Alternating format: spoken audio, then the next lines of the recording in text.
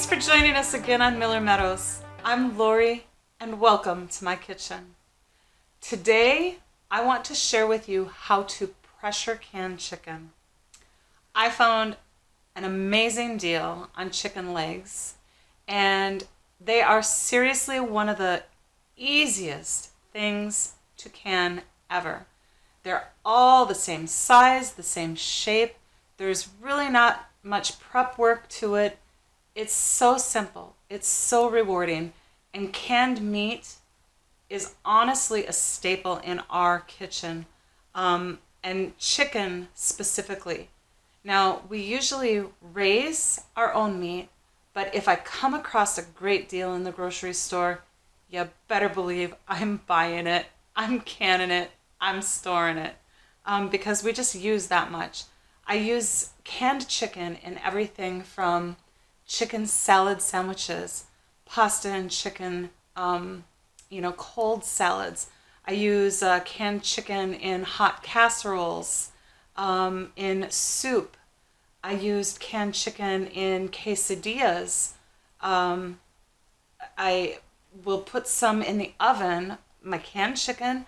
I remove it from the bone, I put it in the oven, and I dry it a little bit and sprinkle some taco seasoning over it and make Southwest chicken for my chicken Alfredo pizzas. The possibilities of canned chicken, in my mind, are endless. Actually, all canned meats, the possibilities are endless. But chicken is one of those things that I personally, it's my favorite thing as far as meat is concerned. And so I use a lot of it in the kitchen and in our cooking. But here's a finished quart jar of canned chicken. This is what it looks like. Yeah, it's not beautiful. To me, it's beautiful. But it's got very thick gelled broth. That happens when you can on the bone. All of the collagen and nutrition from the chicken bones actually comes out into the broth, and it adds nutritional value to your meat and to your broth. So I can chicken on the bone.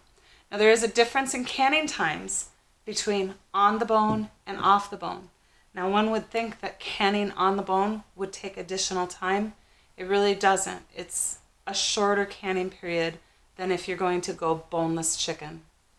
So when I am canning a quart of chicken, and it doesn't matter what pieces I put in here, whether it's a chicken leg, chicken thigh, chicken wings, whatever it is, if there's a bone in there, for a quart of chicken, it actually takes 75 minutes of bone in.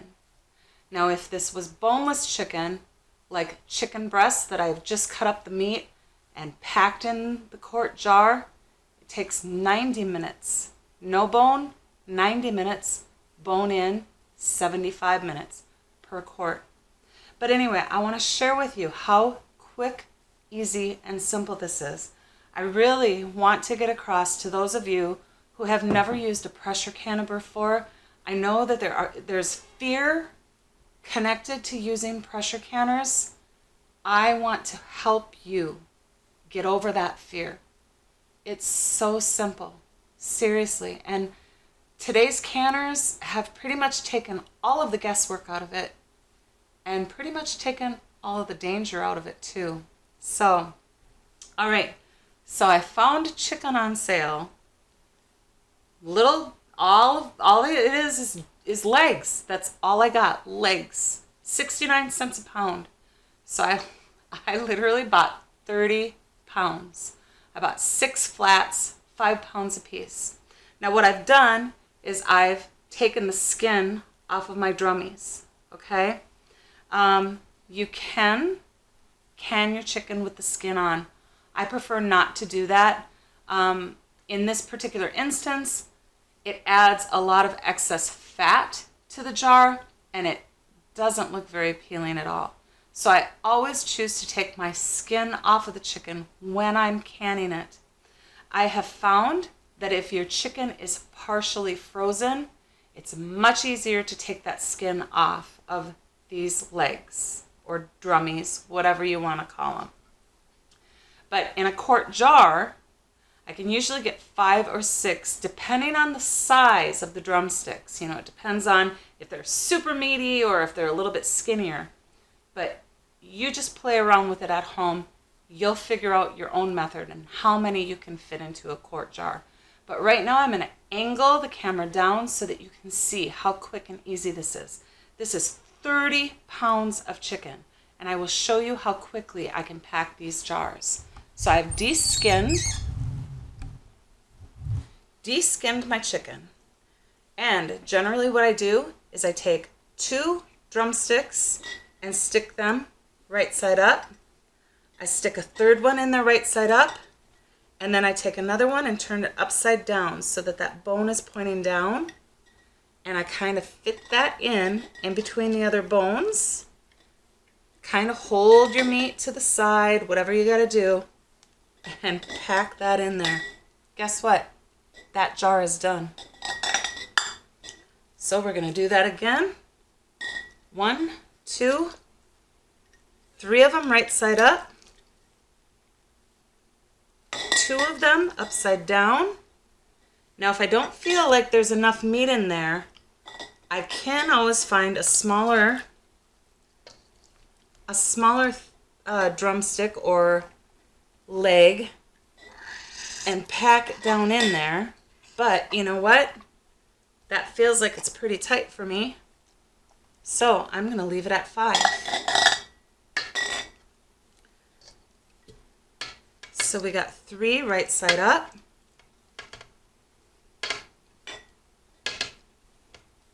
Well, that guy isn't cooperating with me very well. And 2 upside down. Just slide them right in between each other and pack them in there nice.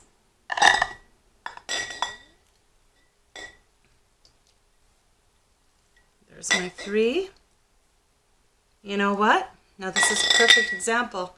I really feel like I have a lot of space in this jar yet.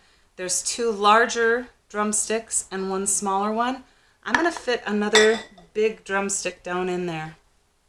So now I have 4 upright, and this is where you've got to kind of, just depending on what chicken you have and what size pieces you have, just feel your way through it. So now I have 6 in this jar, just simply because of the size. Okay? But they're packed in there nice and tight.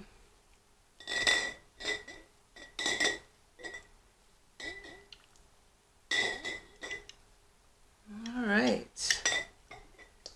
4, 5.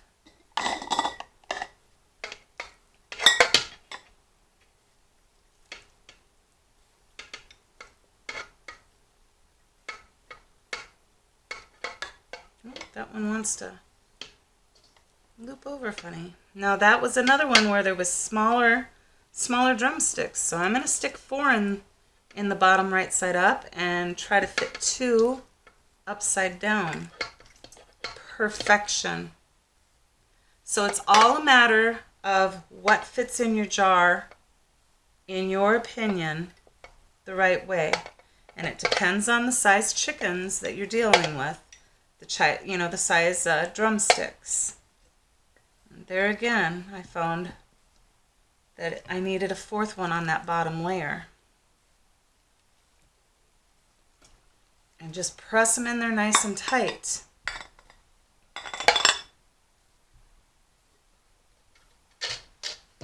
Move my bowl over here and see if I can get a better shot of what I'm doing. Okay, there we go. All right, so 1, 2, 3. Now if I can find another one, there looks like there's enough room for possibly 4 in this jar. Yep, it slid down in there. So I got 4 in that one. And then we're going to go upside down, bone first. Slide that down in there. Slide one more down in there. Okay, so what we're trying to do is we're trying to pack it fairly tight, but I always want you to leave about 1.5 inches headspace at the top of the jar, because as your chicken cooks, you know, as you saw with the finished one I showed you, the juice fills up in this jar, and you don't want that to overflow. So always leave about 1.5 inches in between your raw meat level and the top of the jar. And generally speaking, you shouldn't have any problem with overflow then.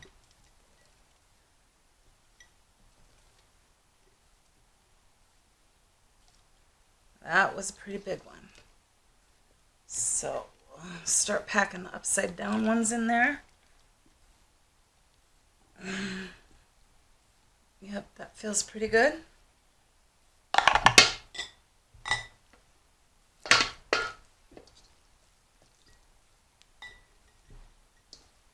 think this is another one where I have a little bit smaller drummies in that one, so I got 4 and 6 in that one.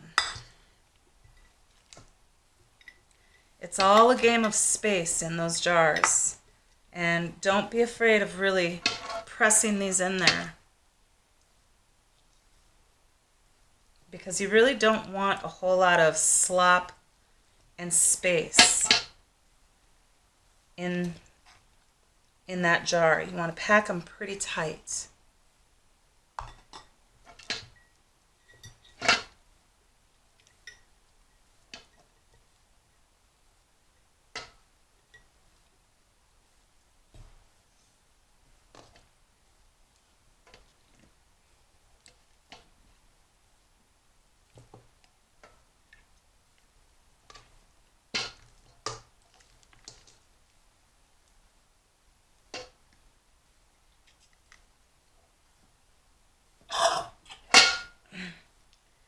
Hear that air press out from in between those drumsticks.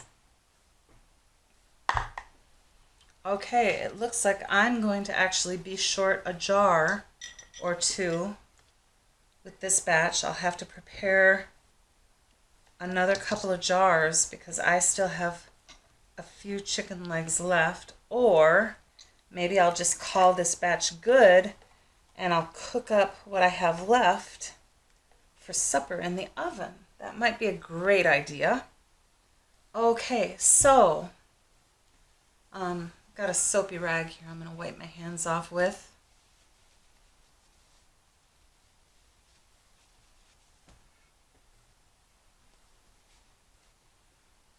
Alright, so as you can see now, I had 13 quarts ready. I had 30 pounds of chicken. I've got 3, 6, 9, I've got actually 11 drumsticks left. And if I had another jar prepared, I would definitely pack another jar. But I don't have it prepared, and I just want to continue on making the video. So I think what I'm going to do is I'm going to set these aside, and we're just going to cook these up tonight for supper and probably have a couple left over for tomorrow too. So we're going to call that good on the packing. Now I've washed my hands with a soapy rag that I had prepared and dried off my hands with a towel. What I want you to do now is, if you want to add seasoning to your jars, this is the time to do it. You could do parsley, oregano. If you wanted lemon pepper chicken, you could put lemon pepper in there.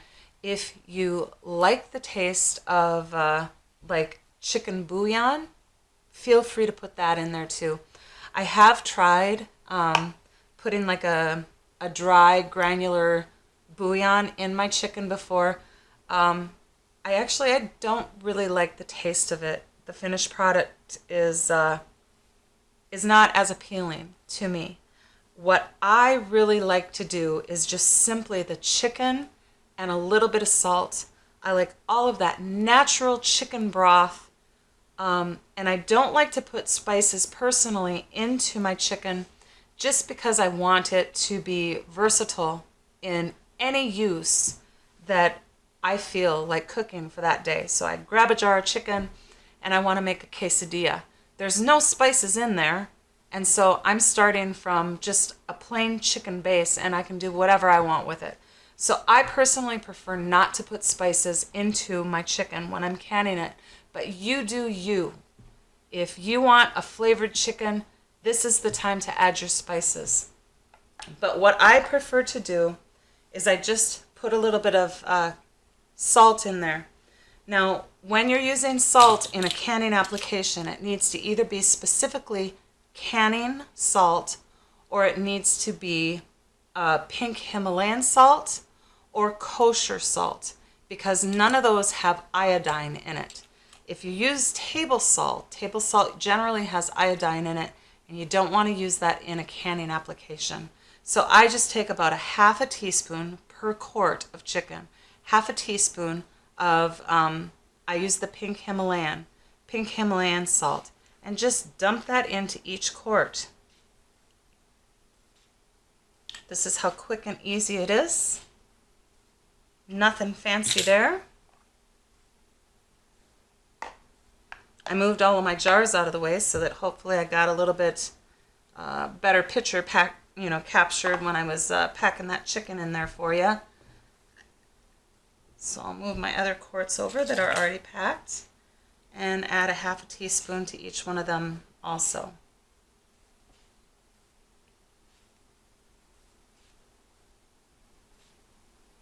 There we go. All right, that's it. Seriously, my jars are ready to go. Now this one over here I feel is looking a little bit empty. I'm going to see if maybe I can stuff one more.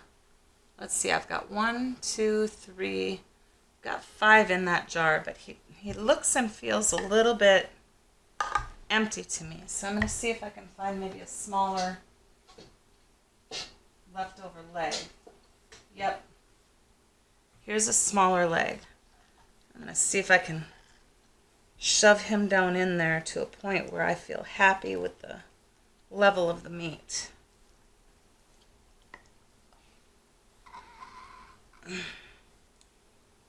Yep, that looks a little bit better. You know, until you get those jars completely sealed, you can do whatever you want. If you need to go back and adjust the level of your chicken or your meat, or if you want to shove something more in that jar, you got the freedom to do so. Okay, so now I have all of my jars filled, and what I want to do right now is I take a clean washcloth that I have soaked in vinegar. It's just saturated with vinegar, nothing special on it. Clean washcloth with vinegar, and wipe those rims. Okay? So what you're doing right now is you're just washing off any grease or small particles of chicken or little granulars of salt if you happen to get some salt on those rims. Just wipe all those rims off to get that jar prepared to receive the flat lids and bands. And vinegar is great for this. Kind of removes any grease or fat that possibly is on that lid, or on that rim, pardon me, on the rim of the jar.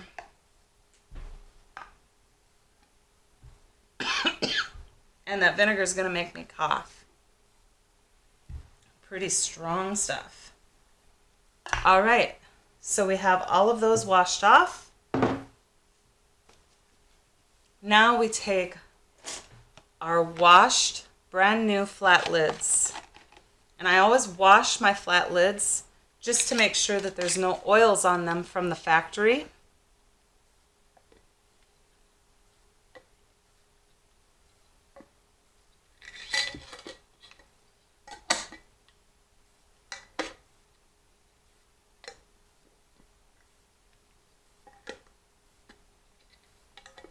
Now I'm adding absolutely no liquid to these jars at all.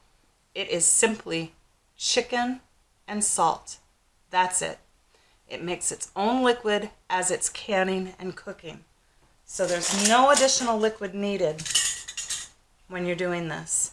And then take your band, and you just want to put them on finger tight.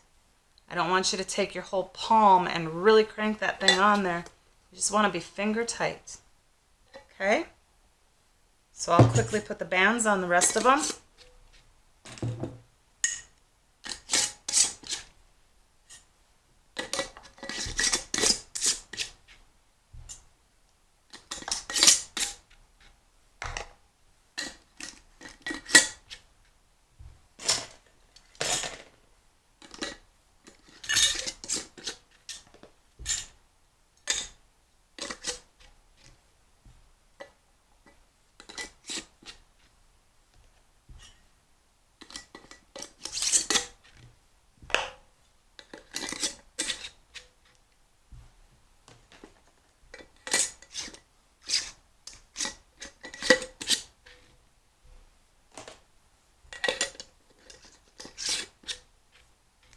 Okay, so we have our jars ready. I have just packed, now I think that I have, I would say maybe I have 3 pounds of chicken left over from the way that it feels. So I have just packed 27 pounds of chicken into jars in probably less than 10 minutes. That's how easy this is, guys, seriously. So we have cold jar, cold chicken. I have a cold canner. Actually, I'm going to do 2 cannerfuls, which I have cold water in each one of them. Now, I pressure can with Presto canners, and according to their instructions, it requires 3 quarts of water per canner. And so I have 3 quarts of water in each one of my canners today. Another little thing I do whenever I'm canning is I add a little splash of vinegar to each one of my canners, whether it would be pressure canner or hot water bath. What that does is it just kind of keeps all of the calcium and rust and mineral deposits in your water from sticking to the outside of your canning jars and fogging them up. It's really hard to remove. You can remove it, but I prefer not to. If I can avoid that issue, I'm going to avoid it. So what I do is just a little splash of vinegar in each canning full. So, and it's literally no measuring. I'd say maybe approximately 3 tablespoons if you need to have a measurement. But it's just a splash of vinegar. So we have cold water, cold canners, cold chicken. Let's load up those canners.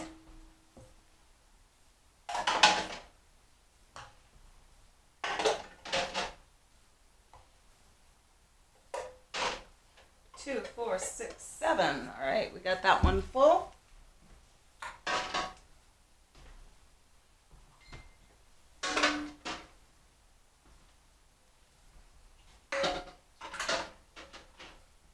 Alrighty, so our canners are full. I'm going to place the lids, lock them on,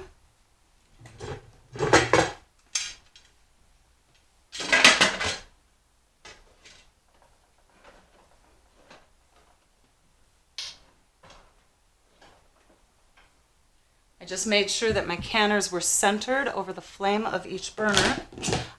So now that my lids are locked on, I'm just going to turn the flame on to high, and I'm going to wait until the safety vent of the canner comes out, up, and steam starts coming out of the weight vent stem. And when this happens, I will probably make another little video clip to show you what we're looking for at that point in time. But for now, I'm just going to turn the burners up on high and wait until my canners start venting. Alright guys, so I wanted to show you what you're looking for. Now this is your air vent right here, and this pops up when you have pressure inside of your canner. And this one hasn't popped up yet, but I wanted to show you that sometimes you get a little bit of water that comes from these vents, and that is nothing to be worried about. I just kind of stand here and wipe it dry. So you can tell that pressure is building up in that canner. What we're waiting for is we're waiting for that vent to pop up. That indicates that there's pressure inside of the canner, and we're actually reaching the point in time where we can time the venting period.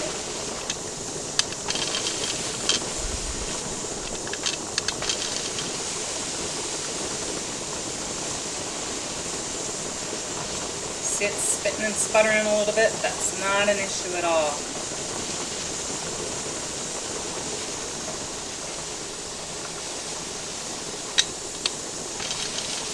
Should pop up any second here.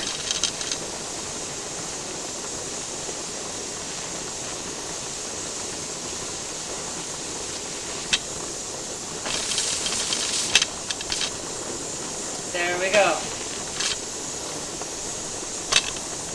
Just going to clean that off just a little bit and make sure it's, yep, for sure up. Alright, so at this point in time, this is the process of venting your canner. You want to have a steady, gentle stream of steam coming from your canners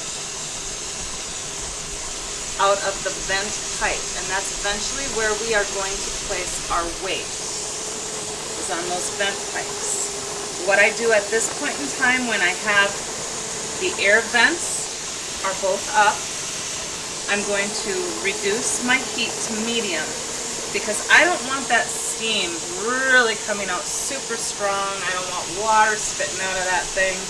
I just want a nice, steady stream of steam. We're going to vent these canners for 10 minutes. What this does is it kind of removes all of the dead air inside of the canner and fills the whole canner with steam. So your venting process of 10 minutes is super important to always remember to do. So at this point in time, we're venting. I'm going to time it for 10 minutes. Okay, so our pressure canners have been venting. My timer is going to go off here. I've vented for 10 minutes. Nice, steady stream of steam. So they have been properly vented. So now all I'm going to do is I'm going to add my weights that came with my canners. These are 15-pound weights. So you just place your weight on your vent stem.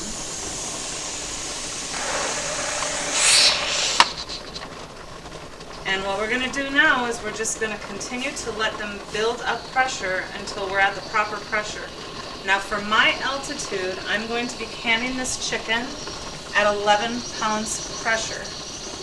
I have a little bit of a difficult time regulating at 11 pounds on my gas stove because my burners are at a little higher BTU. So generally I get them regulated out around 13 pounds, which is absolutely fine. Canning something over the recommended poundage is absolutely fine to do. The only time you have to worry about the safety of your food is if you can it under the recommended poundage for the food item that you are canning. So I'm going to wait until these come up to 11 pounds pressure, and then I'm going to turn my timer back on for the appropriate canning or processing time, which in this case, bone-in chicken, is 75 minutes for quart-sized jars.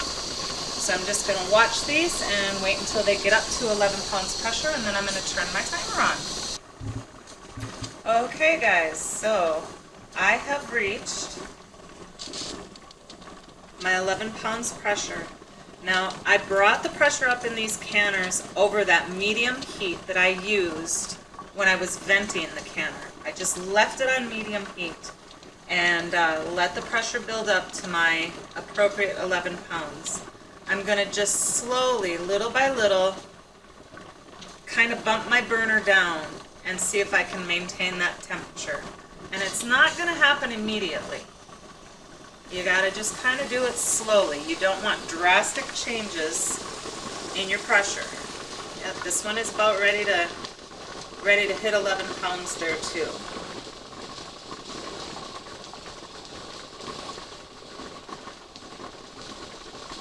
So I'm going to turn my burner down just a little bit. Now, since I've reached my appropriate 11 pounds of pressure, now is when I want to set a timer for the 75-minute process time. So that's what I'm going to do.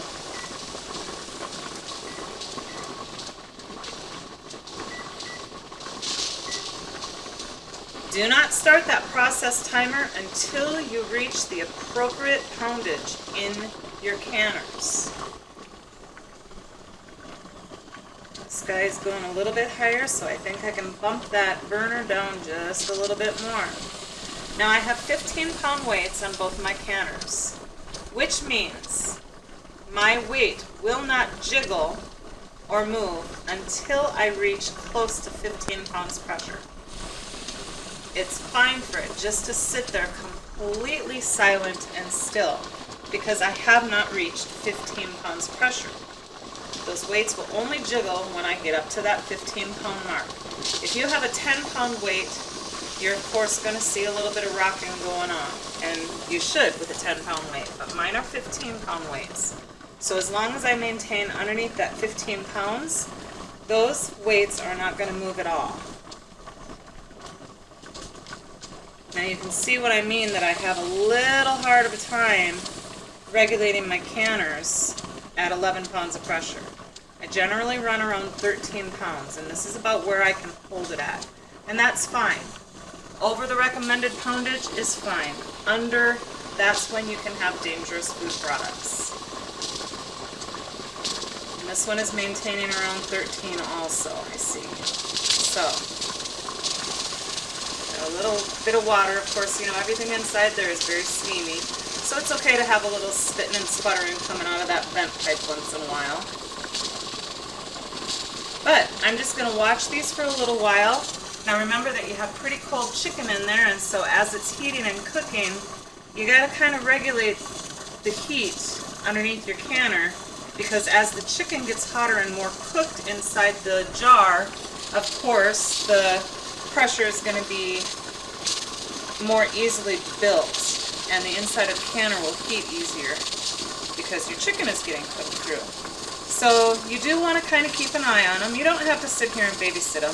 After you get things kind of regulated where it's holding at a certain poundage, then, you know, you can walk away from your canner. But until that time, you kind of want to babysit them and kind of nurse those burners down to a flame that's going to hold the poundage in your canner the way that you want it. Now see, we're reaching close to 15 pounds of pressure, and now my 15-pound weight is starting to rock just a little bit to make sure that we don't get up, you know, too much over 15 pounds. It's kind of a safety thing. They're pretty cool little devices. Getting up there on this one too. Turn the burner down a little bit more. Okay, so I'm going to get these regulated, watch them for a little while, and wait for my timer. 75 minutes, that's a long cooking time, but it's well worth it. Alright guys, so my timer is going off. I'm done with the 75-minute process time. So I've maintained my canners at approximately 13-14 pounds of pressure through the whole 75 minutes. And that did mean, and usually does, it means adjusting your burner up or down. Now when you adjust your burner up or down during the canning process, always do it very in small quantities. Don't do drastic temperature changes with your burner. Just bump it just a little bit, either up or down, whatever you need to do to either increase or decrease that pressure. What you want to avoid doing is having high spikes or low drops during your canning process. You want to maintain as closely to the poundage that is recommended for whatever it is that you're doing. Maintain it as close to that poundage as you can. Yes, you're going to get a little bit of varying up and down, but you don't want to have drastic spikes or drastic drops. And always try to keep it above the recommended poundage. Going below makes it so that the food hasn't been cooked to the proper temperature for long enough to kill all of the bacteria and bad stuff in your low acidic food. So at this point in time, like I said, we're through the 75 minutes. So all I'm going to do right now is turn my burners off and walk away. You don't want to touch these canners. There is no way of quick releasing the pressure out of these canners, and you do not want to do that because that would cause siphoning of your fluid out of your jars, and it could also cause your jars to bust or burst. So at this point in time, you turn those burners off and you walk away. Just walk away, let them cool off on their own. Now, to signify that they are cool and no longer have pressure, your dial gauge, if you have a readable dial gauge, will go down to 0. And then that air vent that popped up originally, that's the very first thing that pops up, that air vent will drop down too. So we're looking for a 0 on our gauge, and we're looking for that air vent to drop down on its own. And that means all the pressure is, out of the canner. So I'm going to walk away. This will probably take an hour for these to cool off enough so that I can safely open them. And at that point in time, then we'll come back and finish the video. Alrighty, so I have allowed my canners to cool off. As you can see, the dials are down, or the gauges are down to 0, and my air vents have fallen on their own. So both of them have settled back down into the pressure canner. That means there's no more pressure inside the canners. So what I usually do is I take off my weights,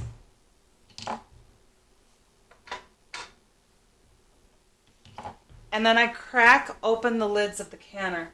Now, in my kitchen, we heat with wood, so our kitchen stays pretty cool. I have been canning, obviously, for, quite a while this afternoon, so it has warmed the room up quite a bit, but it's still a pretty drastic change in between my room temperature and the temperature inside the canners. So what I do is crack open the lids and then just kind of set them on their kitty wampus, so to speak. And I let them cool off just a little bit longer.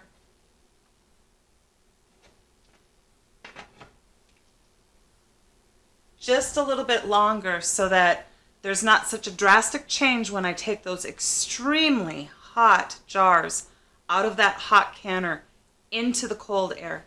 Because since we do have such a drastic temperature change, that could cause siphoning. It could also cause cracking of the jars.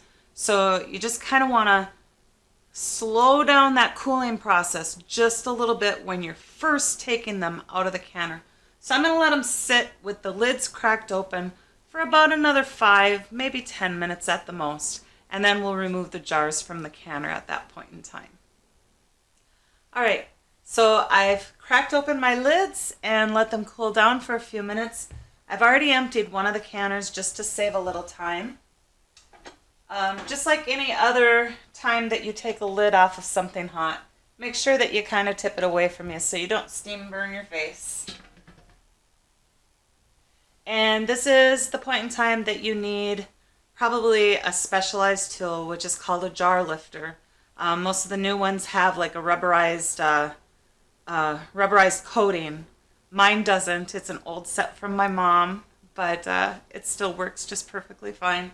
So you just carefully lift your jars out of your canner and put them onto a protected surface on your countertop, I generally lay down at least 2 layers of towels when I take things out of the pressure canner. They're extremely hot. So I put those on towels on the counter to cool. And as you can see, that's literally still boiling in the jar, and that's completely normal. But that's how hot they come out of the pressure canner. But these look lovely. They're filled to the proper height in the jar. None of the juice has come out and spilled over. So don't be afraid to pack those in there really tight.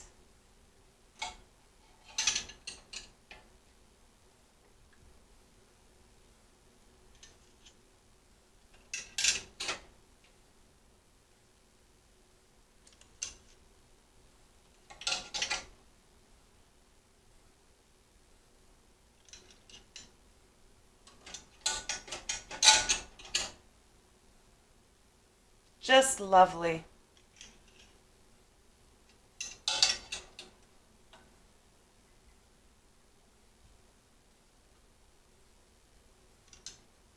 Alrighty. Now I'm going to let these sit on the counter until they're completely cool before I remove the unscrewable bands on the outside. Just don't touch them. And listen for the tink or the pop of the seals on your flat lids. I can tell that mine mostly sealed while they were, after I cracked the lids open on the canner and they were cooling down in the canner. Most of them sealed at that point in time. I think I have 1 or 2 left that haven't sealed yet. So they'll seal within the next couple of minutes and make that ping noise. But let these completely cool down before you remove those bands. If you try to remove the bands at this point in time, you will upset the seal and you won't get a proper seal on that flat lid. So let them cool completely and seal properly. Now I'll show you how with a previously canned chicken, this is already cool, the jar that I showed you at the beginning of the video today. I want to show you how you know for sure that your jar is properly sealed. And this is how you tell.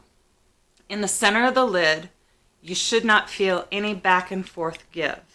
It should just be sunken in, and it shouldn't make a noise at all. Now, in an unsealed jar, and it doesn't matter what's in here. This has not been heat processed, it's not sealed. And I want you to listen to this noise.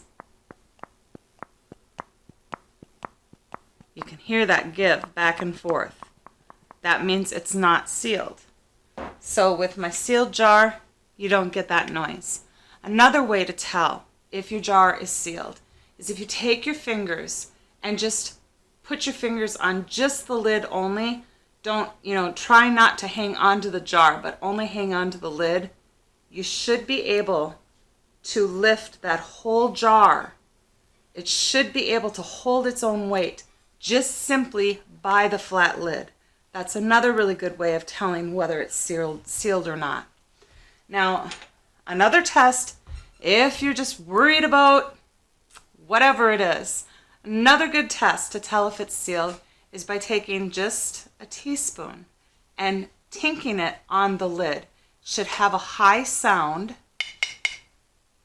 really high-pitched sound, kind of like a tight drum, compared to an unsealed lid that has a lower sound. Okay, so that's another way of testing. So anyway, I got, like I said, approximately 30 pounds of chicken, got them packed in the jars in less than 10 minutes, and these are going to be shelf stable for years to come. Honestly, with canned goods, there's suggested shelf stability timelines, but quite honestly, as long as that seal stays intact and it stays sealed, your canned goods are safe to eat for much longer than what the federal guidelines are. Anyway, I hope that you enjoyed the video today. I hope that this takes some of the fear out of pressure canning. It really is a pretty simple process. And especially with the newer canners these days with the gauges, there's just absolutely nothing to be afraid of. If I can do this, you can do this. I guarantee you. Hope you enjoyed the video today. Thank you for spending time with me again. And until we meet again, God bless you all.